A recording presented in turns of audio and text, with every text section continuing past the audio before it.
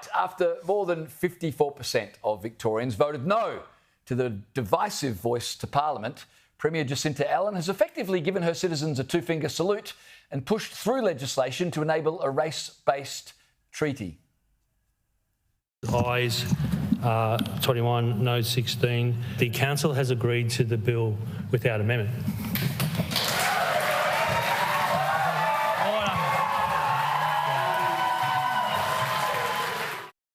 Now, just what a state with record crime and record debt needs with a divisive treaty and no idea how many millions it will cost long-suffering taxpayers, who knows? For more, we're joined by Indigenous Leader Warren Mundine. Warren, thanks for coming on the program. Let me start with this question.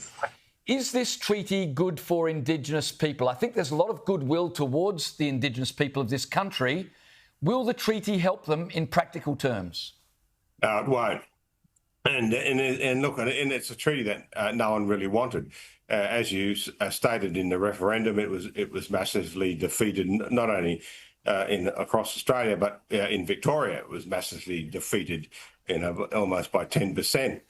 So you're then looking at the vote for the First Australians Assembly, which is the ones who negotiated this treaty process.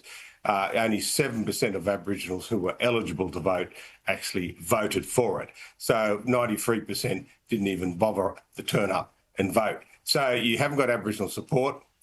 You haven't got the wider Victorian people's support.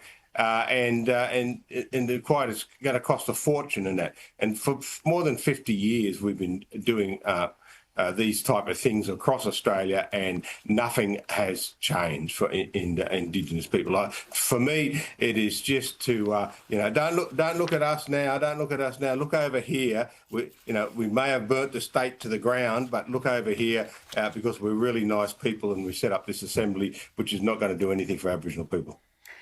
What struck me, Warren, was after this legislation passed, the Premier Jacinta Allan took to social media saying, quote, "This is how we build a fairer, stronger Victoria for everyone." I was baffled by this, because how can this be fairer for everyone when a few days ago Victorians all had equal rights? Thursday night this legislation passed, meaning that the 65,000 in the state who identify as Aboriginal get different rights to everybody else.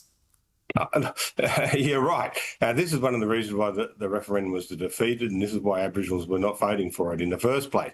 It is because they get two votes. Now you get a vote to vote for the Victorian government, but also you get a vote to vote for this treaty organisation, and then this treaty organisation is going to be sitting in Parliament, overlooking the shoulder of what happens with government. So you've virtually set up a third chamber, and a very powerful third chamber which could override the rights of other Victorians. Warren, the Victorian opposition have vowed to repeal the treaty legislation within 100 days if they win government. So I wanted to ask you, in light of all that you learned during your very successful, obviously, campaign against The Voice, if the Liberals in Victoria came to you and said, "Warren Mundine, help us understand what we should do to campaign on this issue in the lead up to the next election," what practical advice would you give them? I'll be there on the first aeroplane to Melbourne, I can tell you that now. And I'll be there. The Liberal Party is actually not doing a very bad job at the moment. They're out there fighting the real issues. I've been following them in the media and following them on social media and they're actually out there attacking the crime that's happening in Victoria. They're out there attacking the economic issues which are happening in Victoria. They're actually talking the day-to-day stuff that Victorians really care about. And so, look, and now they come out and said that they're going to pull this treaty out. I wouldn't be surprised now, we're still early days. I wouldn't be surprised as the polling starts changing. We've actually got an opposition leader and an opposition group that's actually got teeth, who are out there fighting day to day for the Victorian people. Yeah, look, fingers crossed they really push this, because just the whole thing is just an absolute shambles. I just want to ask you about something you mentioned before about this, the body that you mentioned. They're called Gelung Wall. This is the Indigenous body that's been created. One of the points that the treaty legislation states that this body does not limit the power of state parliament. It provides Gelung Wall with broad and undefined powers with the intention that they evolve over time. Now, you were just saying before, this basically creates a third chamber. I feel like it's like a parliament within a parliament now. Can you see where this may be going, Warren? Well, that's what the funny part is. They haven't defined the powers, and it will evolve. And we know what happens if you oppose these things as they go along.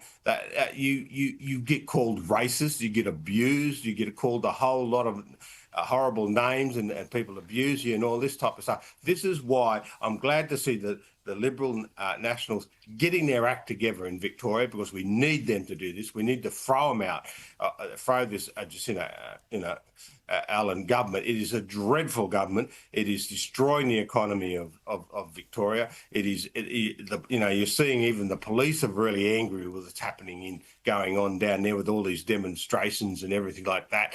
And it's a total disaster. And so look, I'm going to support Brad and the opposition 150,000% to get them to throw this Victorian government out, because it is just a dreadful government.